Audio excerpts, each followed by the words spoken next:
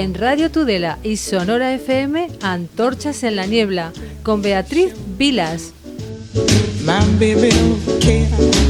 Sección semanal en la que hablamos de mejora personal, en la que ustedes oyentes nos pueden ver a través del canal YouTube y también escucharnos en simultáneo en Sonora FM y en Radio Tudela. Y tenemos el gusto y el placer de volver a saludar a nuestra experta, doña Beatriz Vilas. Bienvenida.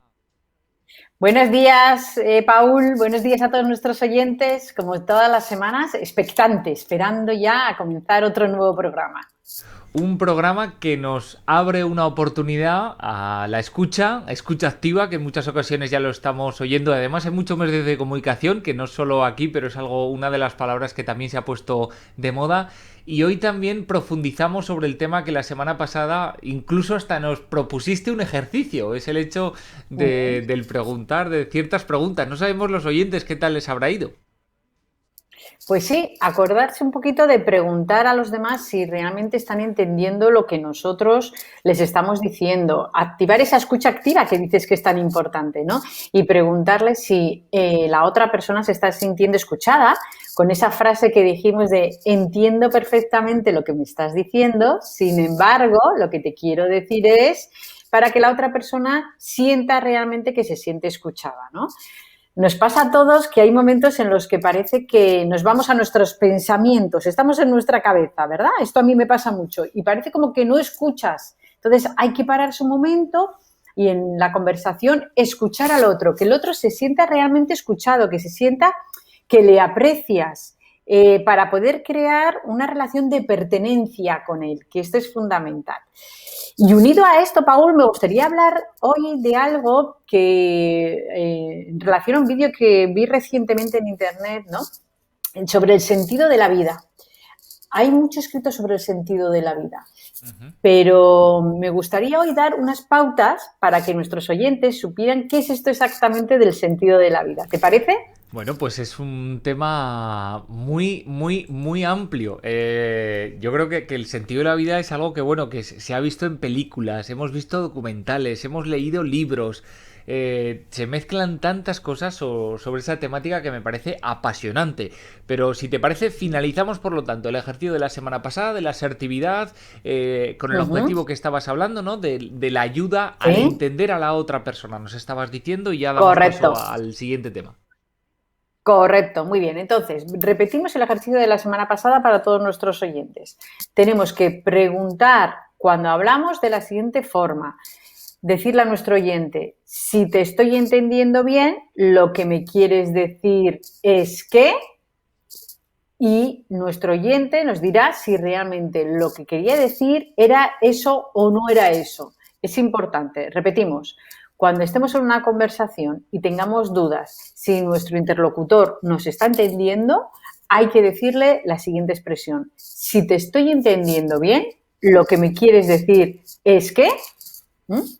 Y le decimos la frase que queremos asegurarnos que nuestro interlocutor nos ha escuchado. Muy bien, pues dicho el ejemplo, ahora sí, Beatriz, nos vamos con la temática de hoy, que puede que dé para más capítulos, pero principalmente es algo que es el sentido de la vida, que es para toda la vida. Entonces, bueno, me encanta esta temática. Adelante, Beatriz. Sí. Sí, además quería unirlo a lo que estábamos hablando de la asertividad, porque muchos oyentes dirán, oye, ¿por qué se une el sentido de la vida y la asertividad? Pues tiene un porqué.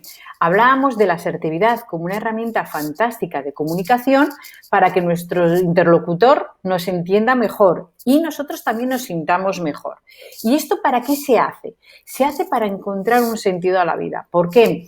Porque está comprobado, Paul, que aquellas personas que tienen claro un sentido de vida son aquellas personas que son mucho más felices y conviven mucho mejor en sociedad. Cuando no tenemos un sentido de vida, lo que hacemos es deambular. Y parece que los días te levantas, entramos en modo robot, que decimos, ¿no? Te levantas, haces todos los días lo mismo, vas a trabajar, te acuestas y al final eso nos crea una frustración. Así que llega mucha gente a nuestra consulta, que para mí esto es fundamental, llegan al despacho y nos dicen, he perdido las ganas de vivir. Y es frustrante, Paul, cuando tenemos estos clientes, ¿no? Que vienen y además es una frase tan... permíteme la expresión, no, Beatriz, pero cuando alguien te dice que ha perdido la ilusión por vivir, que está muy triste, que no... O sea, no sé, vosotros como profesionales, ¿no? Que te dedicas a esto, imagino que no será la primera ni la última persona que lo diga, pero es que, no sé, a mí es como una losa cuando si alguna persona alguna vez me ha confiado esas palabras, es como decir, ¿y ahora de qué forma se te puede ayudar, no? Sí, sí, realmente es una losa y es un tema que a mí me preocupa muchísimo, ¿no? O sea, cuando un cliente viene, y por desgracia cada vez nos pasa más, Paul, vienen al despacho personas que nos dicen, lo tengo todo, he conseguido todo en esta vida y ya he llegado incluso a un punto que ya he perdido el sentido de la vida. ¿Por qué? Porque trabajamos generalmente por objetivos. Entonces, cuando alguien ha cumplido esos objetivos, parece como que de repente ha perdido ese sentido de vida y ya no sabe para qué se levanta a las mañanas. Fíjate qué frustrante levantarte y decir, no sé para qué me levanto. ¿Por qué? Porque ha entrado en ese modo robot que ha llevado a que esa persona empiece a sentirse frustrada y así es como pierde el sentido de vida. Y por desgracia, además, Paul, desde el confinamiento, desde el coronavirus, se nos está dando muchísimo más. Es cierto que las personas tienen muchos más problemas, las personas se encuentran muchas veces sin herramientas para poder salir hacia adelante y eso es lo que les lleva a ese sentido de vida. Entonces, por eso quería centrarnos en unas pequeñas pautas y vamos a dividirlo en 4 pautas muy sencillitas, Paul, si te parece bien, No, por ¿vale? Que favor, y podríamos además si hablar. lo podemos... Mira, hay algo que siempre me gusta cuando estamos en esta sección, es cuando lo divides, ¿eh? Cuando de repente dices, oye, van a Sí. ser 4 pasos o van a ser 3, en fin, a mí me ayuda y espero que a los oyentes y televidentes que nos estén viendo también. Así que Beatriz, adelante. Fantástico. Entonces, por lo menos, si nos da tiempo, hoy me gustaría hablar de la primera pauta, que es el sentido de pertenencia. Y cuando hablamos del sentido de pertenencia, hablamos de pertenecer a una sociedad, pertenecer a una cuadrilla de amigos, a un equipo profesional, a una pareja, pertenecer a un entorno, pertenecer a todo lo que llamamos nuestra sociedad. O sea, es de una forma muy global, no hablo exclusivamente de una forma individualista de pertenecer a una pareja, sino hablo desde pertenecer a una sociedad hasta el hecho de pertenecer a estar dentro de una pareja. ¿Por qué? Cuando tenemos ese sentido de pertenencia, nos encontramos valorados, nos encontramos que realmente sentimos que nuestra vida tiene sentido. Pero fíjate, Paul, pasa exactamente lo contrario cuando no tenemos ese sentido de pertenencia. Nos ocurre que cuando perdemos ese sentido de pertenencia y no sentimos que pertenecemos a una sociedad, a un grupo social, a un grupo de amigos o incluso estamos solos a nivel de pareja, nos ocurre que perdemos ese sentido de pertenencia. Y al perder ese sentido de pertenencia, perdemos el querernos a nosotros mismos porque no nos sentimos valorados. Y esto lo podríamos unir con el tema de autoestima que hemos hablado en muchos de nuestros programas, Paul. Cuando una persona no se siente valorada por los demás, por la sociedad y por su entorno, deja de quererse y deja de sentir esa autoestima que es tan sana para mantener relaciones sanas. De tal forma que fíjate hasta qué punto es fundamental ese sentido de pertenencia, Paul. O sea, pertenecemos a un entorno, pertenecemos a una sociedad, pertenecemos a un club de amigos, pertenecemos a un club profesional.